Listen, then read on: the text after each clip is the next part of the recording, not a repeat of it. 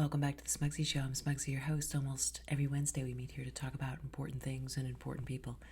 Last week we brought to you our statement on the war following the horrendous terrorist attack committed by Hamas against the innocent people of Israel, which led to now an explosive conflict in the Middle East.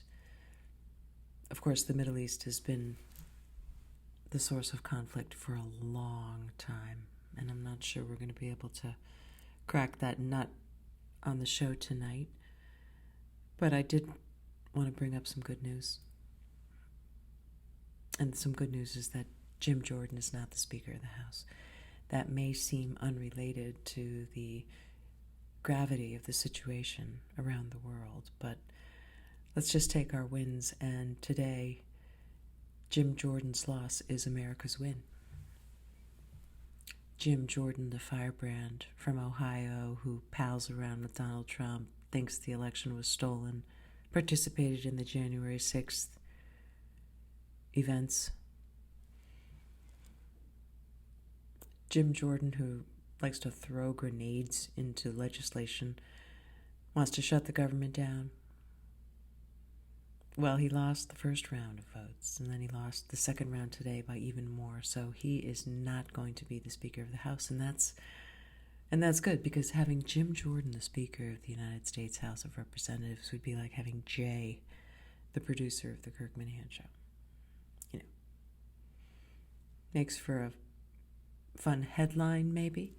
Makes for a long Hollywood Squares nighttime YouTube show, perhaps. But does the show get produced? No. In the House of Representatives, if we have someone who's against government, running government, I'm not sure we're going to get the government we deserve. And so I'm all for Patrick McHenry, the Republican from North Carolina, who just happened to have been appointed the Speaker pro tem.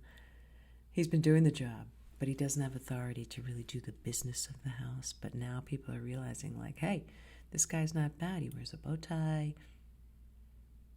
He saved a baby once. That's what I like about him. In addition to him not being an election denier, he's kind of a normal Republican.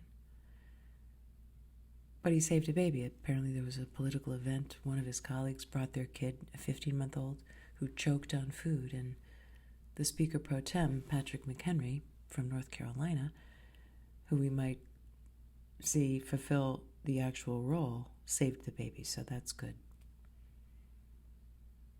Another big loser this week. Okay, I don't know who won Surviving Barstool, we won't know.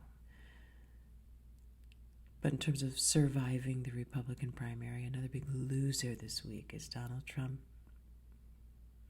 You know, he's fighting all these legal cases, and meanwhile Joe Biden is landing in Israel on Air Force One.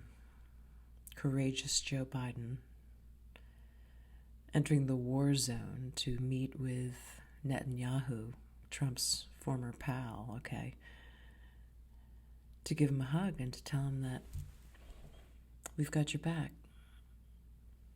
And to also tell Netanyahu to not be so consumed by rage as to make mistakes in dealing with the Palestinians. And so it's just, boo-hoo Donald Trump. And a winner, in addition to Joe Biden, the man, okay, Joe Biden looking pretty sexy as an 80-plus geezer who's about to enter his second term as president, because he's the man of the hour, right? He's stepping up for the occasion. And that's what people want.